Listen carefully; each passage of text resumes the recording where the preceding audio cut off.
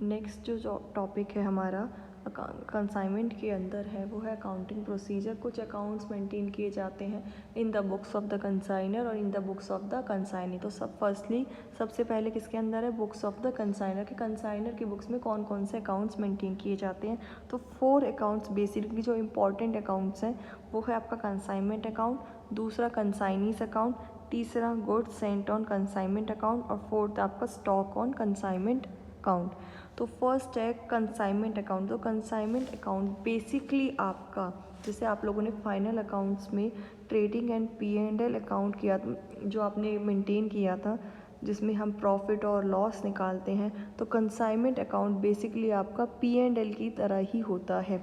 तो ये account prepare किया जाता है, P&L में क्या करते हैं, प्रॉफिट निकालते हैं, तो इस अकाउंट में भी हम क्या करते हैं, account is prepare to ascertain the exact profit और लॉस ऑन कंसाइनमेंट। तो ये इसमें इस अकाउंट से, इस कंसाइनमेंट अकाउंट से हम क्या निकालते हैं, प्रॉफिट और लॉस।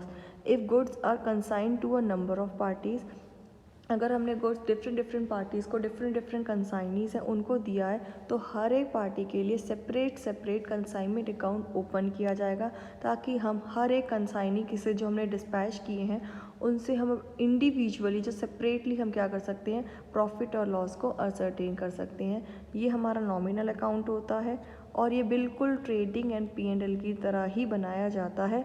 इसमें क्या होता है, इस अकाउंट के अंदर आपके जितने भी, जैसे कि cost of goods, consign, expenses, जैसे कि हम ट्रेडिंग एंड P&L में करते हैं, ओपनिंग स्टॉक हो गया, परचेज में यहाँ पर क्या आ गया, cost of the goods consign, सारे expenses incurred by the consignor, expenses incurred by the consignee, जैसे ट्रेडिंग एंड P&L की तरह, just like trading and P&L कि जिस ट्रेडिंग एंड P&L में सारे एक्सपेंसेस को हम डेबिट करते हैं, तो यहाँ पर भी उससे रिलेटेड, बस सिर्फ नाम बदल गए हैं, जैसे कि परचेजेस हो गया, cost of the goods consign, expenses हम सारे लेते हैं, चाहे वो कंसाइनर ने बियर किया हो चाहे वो कंसाइनी ने, सारी चीज़ें डेबिट की जाएंगी कंसाइनमेंट अकाउंट के अंदर, उससे रिलेटेड कमीशन।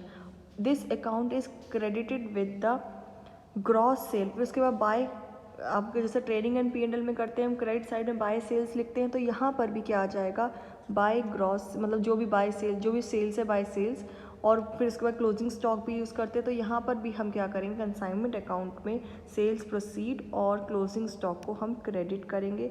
उनके बीच का डिफरेंस, जैसे हम ट्रेडिंग एंड P&L में निकालते हैं, उनके बीच का डिफरेंस से हम क्या, प्रॉफिट और लॉस असरटेन करेंगे। अगर क्रेडिट साइड ज़्यादा आ गई तो प्रॉफिट है, अगर डेबिट साइड आ गया तो लॉस है।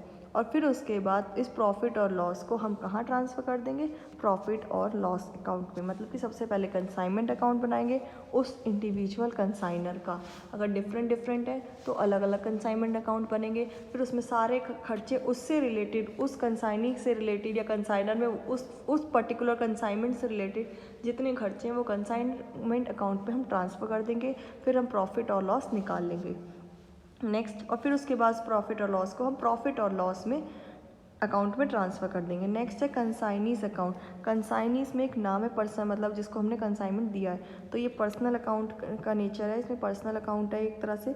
इसमें क्या होता है कि इस कंसाइनी अकाउंट में कि कितना अमाउंट कंसाइनी को अभी देना है या कितना देना बाकी है, ये सारी डिटेल। तो it is debited for gross sale proceeds and is credited for the, मतलब इसमें जितने भी ग्रॉस सेल हमने उसको कंसाइनी ने किए उसमें उसको डेबिट कर देंगे, क्योंकि कंसाइनी को हमें ये पे करना है। Next it is credited for the consignee के जितने भी एक्सपेंसेस है, कमीशंस है और अमाउंट रिसीव्ड इन एडवांस, ये सारी डिटेल इसके अंदर आएंगी। Next goods sent on consignment account, ये रियल अकाउंट का है। Goods sent on consignment basically आपका स्टॉक से related. It is credited with the cost of the goods sent on consignment. इसमें हम क्या करेंगे, जो हमारा अकाउंट है गुड्स सेंट ऑन कंसाइनमेंट में, ये क्या करेंगे, जितनी भी हमारी cost of the goods sent on consignment है इनको क्रेडिट वाली साइड में लिख देंगे, और जो कंसाइनी ने जो भी रिटर्न, गुड्स से रिलेटेड बेसिकली हमारा ये अकाउंट है। तो जैसे कि आपका ये गुड्स ट्रेडिंग अकाउंट है, तो यहाँ पर आपके जितने भी गुड्स हमने सेंड किए हैं कंसाइनमेंट के, वो सारे अमाउंट आ जाएंगे, गुड्स सेंट ऑन कंसाइनमेंट, वो सब यहाँ आ जाएंगे। और कुछ भी अगर रिटर्न किया है वो रिटर्न यहाँ पर आ जाएगा। तो उसके बाद जो भी बैलेंस होगा उस बैलेंस को हम ट्रेडिंग अकाउंट में ट्रांसफ़र कर देंगे। नेक्स्ट है stock on consignment. It is also a real account. इसमें जितना भी आपका अनसोल्ड स्टॉक है उस स्टॉक को इसके अंदर कंसिडर करेंगे। नेक्स्ट है जर्नल एंट्रीज। तो सबसे पहले in the books of the consignor, in the books of the consignor में सबसे फर्स्ट एंट्री जो होगी, हम साथ के साथ दोनों की एंट्रीज देखते जाएंगे, in the books of the consignor और in the books of the consignee. तो फर्स्ट है जब हमने गुड्स को डिस्पैच किया है, मतलब कंसाइनी को गुड्स हमने दिए हैं, कंसाइनर ने दिए, तो कंसाइनर ने दिए हैं तो सबसे पहले क्या अकाउंट ओपन होगा, कंसाइनमेंट अकाउंट। और हमने क्या दिया है, हमने दिया है गुड्स दिए हैं, तो सेकंड हमारा क्या आ जाएगा, to goods sent on consignment. हमने क्या दिया है, क्योंकि हमारा देना लेना सब इससे रिलेटेड होगा कंसाइनमेंट अकाउंट से, तो कंसाइनमेंट अकाउंट डेबिट हो जाएगा। टू हमने क्या दिया है, to goods sent on consignment. ये कब होगी एंट्री, जब गुड्स को डिस्पैच किया जाए, कंसाइनी को दिया जाएगा।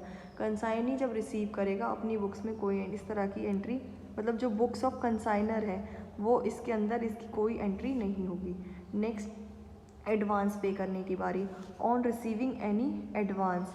तो एडवांस पे करने पे क्या होगा, जब अगर हमने अमाउंट ये हमने कोई कंसाइनी को एडवांस पे रिसीव किया, कंसाइनी से एडवांस रिसीव किया क्योंकि हमने गुड्स दिए, कंसाइनी में कुछ एडवांस दिया है या बीआर दिया है, तो क्या एंट्री होगी, बीआर फ्रॉम, जो भी बीआर दिया गया तो बीआर, फिर इसके बाद bank account debit, bank account और बीआर अकाउंट, या तो दोनों या तो कैश, अगर कैश मिल गया ठीक है, या बीआर मिला तो बीआर, टू देने वाला कंसाइनी, ये जिसने हम कंसाइनी, ठीक है। नेक्स्ट इसमें क्या होगा, अगर एडवांस जो रिसीव हुआ है तो इसमें कंसाइनर के अकाउंट से को, consignor as a receiver consignor को दे दिए टू बैंक अकाउंट, ठीक है।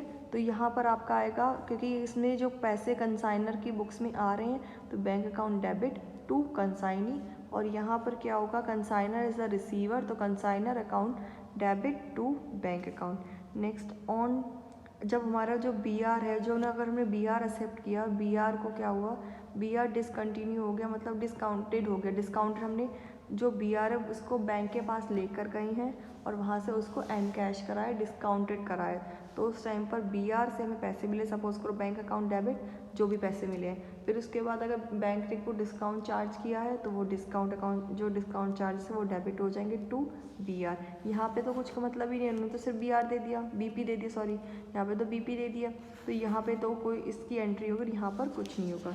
Next, for expenses incurred by the consignor, जो भी कुछ भी एक्सपेंसेस है वो कंसाइनर ने एक्सपेंसेस, मतलब अगर कंसाइनर ने उस कंसाइनमेंट से रिलेटेड एक्सपेंसेस पे किए हैं तो consignment account debit to bank. अगर कंसाइनर ने एक्सपेंसेस पे किए तो कंसाइनी की बुक्स में तो आएगा नहीं, तो कंसाइनर ने पे किया है तो कंसाइनमेंट अकाउंट में आएगा। आपको बताया था कि कंसाइन जो भी एक्सपेंसेस से रिलेटेड सारी आइटम्स हैं वो कहाँ जाएंगी, चाहे वो कंसाइनर ने पे किया हो या कंसाइनी ने, वो कहाँ जाएंगे, कंसाइनमेंट अकाउंट में, ठीक है। तो यहाँ पर फॉर अगर कुछ भी एक्सपेंस कंसाइनर ने पे किए तो कंसाइनमेंट अकाउंट टू बैंक, यहाँ पे कोई एंट्री नहीं।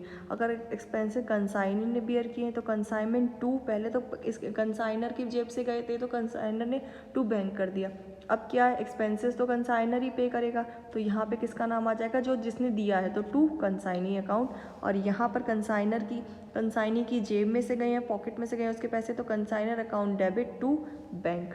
नेक्स्ट है फॉर कमीशन पेबल, जो कंसाइनी को अगर कमीशन पे किया है तो कंसाइनमेंट अकाउंट टू कंसाइनी, और यहाँ पे कंसाइनी ने रिसीव किया है तो consignor account debit to commission account, तो उसको कमीशन मिला है। नेक्स्ट फॉर सेल्स, अगर प्रॉफिट हुआ या लॉस हुआ तो consignee account to consignment account. यहाँ पर क्या एंट्री होगी, अगर कैश सेल हुआ है तो कैश या बैंक अकाउंट, फिर उसके बाद या फिर debtors account to consignor account, अगर कैश में हुआ है तो कैश या बैंक अकाउंट, अगर क्रेडिट पे हुआ है तो consignment debtor account to consignor, अगर यहाँ सेल हुआ है तो कंसाइनी टू कंसाइनमेंट।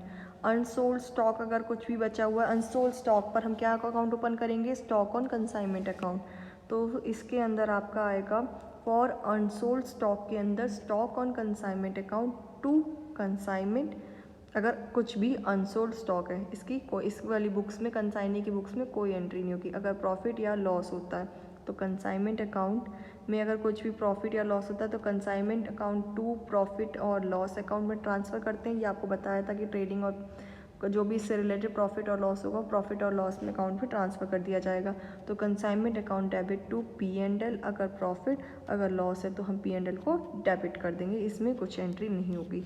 नेक्स्ट है for closing the goods sent on consignment account, goods का जो भी हमारे गुड्स सेंट ऑन कंसाइनमेंट उस अकाउंट को क्लोज करना है कि जो भी उससे रिलेटेड बैलेंस है। आपको बताया था कि अगर ये रियल अकाउंट है, इसके अंदर जितनी भी हमने गुड्स कॉस्ट ऑफ गुड्स जो जितनी भेजी हैं उससे रिलेटेड जितनी सोल्ड हो चुकी है ये सारी रिटर्न हो चुकी है, ये सारी डिटेल, उसके बाद का जितना भी बैलेंस बचेगा वो बैलेंस कहाँ ट्रांसफ़र करेंगे, ट्रेडिंग अकाउंट में। तो अगर इसमें कुछ भी जो आपका गुड्स सेंट और सपोज करो आपने goods sent to account open किया है तो जो भी इसका बैलेंस होगा आप क्या करोगे, वो ट्रेडिंग अकाउंट में ट्रांसफ़र कर दोगे। Next for receipt of balance amount from the consignee on settlement, कि अगर हमने कुछ भी अमाउंट कंसाइनी से और एज अ सेटलमेंट हमने रिसीव किया, कंसाइनी से कुछ भी अमाउंट रिसीव किया है तो बैंक या BR, अगर BR रिसीव किया तो टू कंसाइनी अकाउंट, कंसाइनी से रिसीव किया है वो गिवर है, ठीक है। तो यहाँ पर कंसाइनर ने रिसीव किया तो रिसीवर, टू बैंक अकाउंट और टू BP, इन दोनों में से कोई भी होगा। आई होप आप लोगों को एंट्री समझ आ गई है, एक बार हम इनको क्लास में भी करेंगे।